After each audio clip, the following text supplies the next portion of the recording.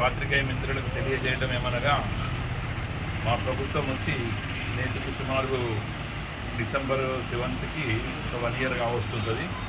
ఈ 1 ఇయర్ కాలంలో మేము గత ప్రభుత్వంలో ఇచ్చినటువంటి సీఎం రిలీఫ్ ఫండ్ కానీ ఆ ప్రపోజల్స్ కూడా మేము ఇప్పుడు పేమెంట్ చేయడం జరిగింది. ఒక 100 పైసలకు చెక్కులు మేము డిస్ట్రిబ్యూట్ చేయడం జరిగింది.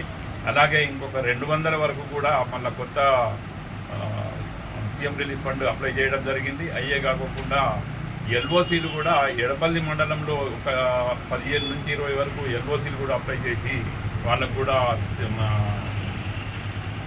నిమ్స్లో వైద్యం కొరకు వాళ్ళకు కూడా పేమెంట్ చేయడం జరిగింది. మా ప్రభుత్వ హాయంలో నేటి లగాయతు ఏ రోజు కూడా లంచగొండితనానికి బంధుప్రీతికి కానీ అవకాశం ఉండదు. కళ్యాణ లక్ష్మి చెక్ కానివ్వండి, సీఎం రిలీఫ్ చెక్లకు కానివ్వండి, నేటి లగాయతు 5 సంవత్సరాల పదవీ కాలంలో ఏ ఒక్క కార్యకర్త కూడా ₹1 తీసుకునే దాఖలాలు కూడా ఉండవనేది మీకు తెలియజేయడం జరుగుతుంది. మా శాసనసభ్యులు పెద్దలు మాజీ మంత్రివర్యులు సుదర్శన్ రెడ్డి గారు, అలాగే మా ముఖ్యమంత్రి రేవంత్ రెడ్డి గారి యొక్క సహాయ సహకారాలతో ఈ కార్యక్రమాలన్నీ చేయడం జరుగుతూ ఉన్నది.